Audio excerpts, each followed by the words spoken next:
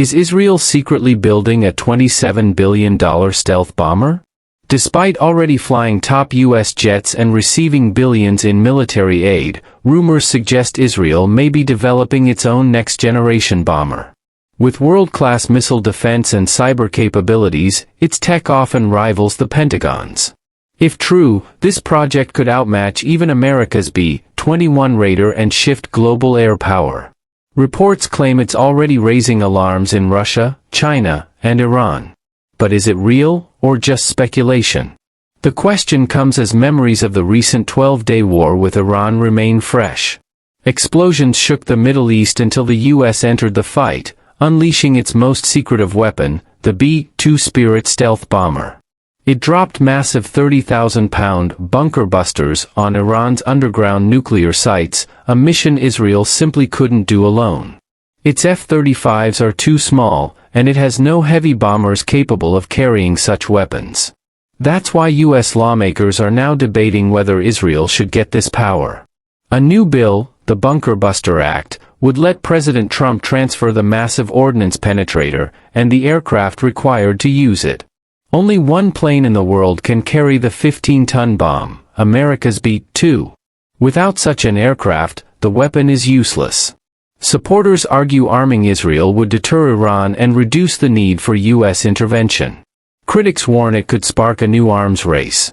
Either way, the possibility of Israel developing, or receiving, its own stealth bomber raises a chilling question: is total aerial dominance Israel's next move?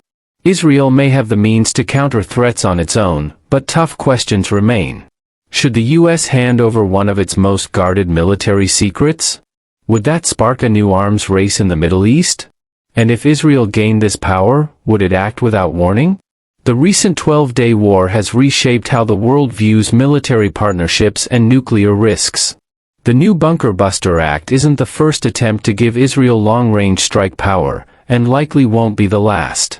Representative Josh Gottheimer has already pushed similar bills in recent years, aimed at letting Israel target hardened underground sites, especially in Iran.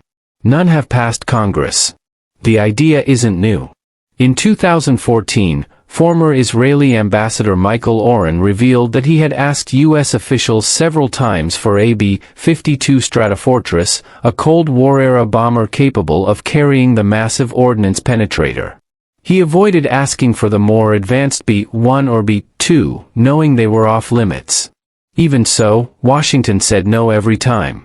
The U.S. has never exported a strategic bomber, and doing so, even for an ally, would mark a major policy shift. For supporters, giving Israel even one B-52 would send Iran a clear warning that Washington stood firmly behind its partner. Not everyone agreed. That same year, the Wall Street Journal suggested giving Israel a dozen B-52s with bunker-busting bombs, but critics like Robert Farley of the U.S. Army War College called the idea unrealistic. Still, the fact that it keeps resurfacing shows just how critical and controversial this debate has become. Israel wants the ability to handle threats on its own, while U.S. lawmakers look for ways to support that goal without risking American lives. Some argue against giving Israel B-52 bombers, noting that while iconic, they are slow, lack stealth, and would be vulnerable to even Iran's outdated air defenses. During the recent 12-day war, however, Israeli airstrikes severely weakened those defenses. By the time the U.S. launched Operation Midnight Hammer on June 22, Israeli jets had already destroyed multiple Iranian positions, clearing the way for American B-2 Spirit bombers to strike nuclear sites undetected.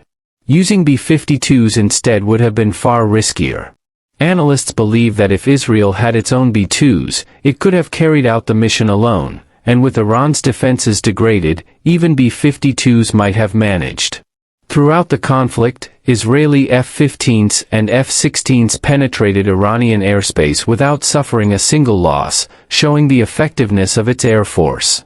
Politically, providing Israel with B-2s and bunker-buster bombs could be framed in Washington as a way to reduce future U.S. involvement. Former Israeli Ambassador Michael Oren argued that if Israel had been supplied B-52s earlier, it would not have waited for America's intervention. He stressed that giving Israel the tools to act independently would ease U.S. concerns about being dragged into another Middle East war. Midnight Hammer ultimately marked the first time the U.S. entered a war in direct military support of Israel. Until then, U.S. support for Israel was mostly indirect, supplying equipment, intelligence, and resupply rather than direct combat help. A clear example was Operation Nickel Grass during the 1973 Arab-Israeli War, when President Nixon ordered a massive airlift of weapons and tanks to keep Israel fighting. Similarly, in the 1991 Gulf War, after convincing Israel not to retaliate against Iraqi Scud attacks, Washington compensated it with surplus F-15s, F-16s, and helicopters. If the proposed Bunker Buster Act passes and Israel receives B-2 bombers and MOPs, it would echo this older model, arming Israel to act on its own. In that case, the recent U.S. involvement in the Israel-Iran war may prove a one-off rather than a new trend. Israel already enjoys generous U.S. aid, giving it access to nearly any American weapon on favorable terms. Still, limits remain. Not everything is affordable, and choices must match strategy, not just availability. A good example is the U.S.-designed Littoral Combat Ship, LCS. For years, Israel considered buying a customized version to expand beyond its smaller corvettes. The ship promised advanced sensors, speed, and endurance, ideal for blockading Gaza and protecting offshore gas fields vital to Israel's economy. But the heavy modifications Israel wanted made the project too costly. Despite the ship's potential, the price outweighed the benefits, and the Navy abandoned the plan. Israel once considered adding a heavy combat ship to its fleet, but the plan was shelved. That doesn't mean it's gone forever. Rising threats at sea or changing finances could bring the idea back. When it comes to fighter jets, Israel flies some of the best American models. But one remains off-limits, the F-22 Raptor. The U.S. banned its export under the Obey Amendment, originally aimed at Israel over fears sensitive technology might leak to Russia or China. To avoid singling Israel out, the ban was applied worldwide. That's why only the U.S. Air Force flies the Raptor today. Still, Israel has a track record of modifying jets to suit its needs. The F-15 was designed as an air superiority fighter, yet Israel turned it into a powerful strike aircraft. Had it ever acquired the F-22, it might have done the same. Israel also faces the challenge of long-range strikes, especially against Iran. Its F-15s and F-16s can reach with aerial refueling, but the missions are complex and risky. That's why some experts argue Israel could use a true long-range bomber. The U.S. Air Force's new B-21 Raider fits that role, stealthy, long-range, and able to carry heavy weapons, even nuclear ones. In theory, it could give Israel the reach to hit hardened targets deep in Iran. The problem? Israel hasn't flown a strategic bomber since it retired its B-17s in the 1950s. The B-21 will almost certainly be off-limits to Israel due to strict export laws and its potential nuclear role, making a deal highly unlikely. Talk of Israel getting American B-52s is more speculation than reality. Those bombers remain strategic assets, and selling even one would mark a huge U.S. policy shift. Still, Israel's worries about Iran keep the idea alive. For now, it must rely on upgraded fighter jets while hoping for access to heavier U.S. aircraft in the future. Powerful warplanes need powerful weapons, which is why Israel has shown interest in the Massive Ordnance Penetrator, MOP, designed to hit hardened underground sites. But the U.S. hasn't agreed to transfer it. Israel lacks an aircraft capable of carrying the bomb, and Washington fears giving it could destabilize the region by enabling a sudden strike on Iran.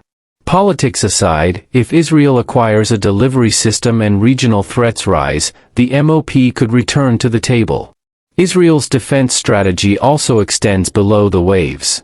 Its small but vital submarine fleet, made up of German-built Dolphin-class diesel-electric boats, provides a stealthy deterrent. These subs patrol waters effectively but lack the endurance of nuclear-powered submarines. While Israel is unlikely to operate massive Ohio-class subs, a smaller model armed with medium-range missiles could still secure a credible second strike capability, ensuring it can respond even after a surprise nuclear attack.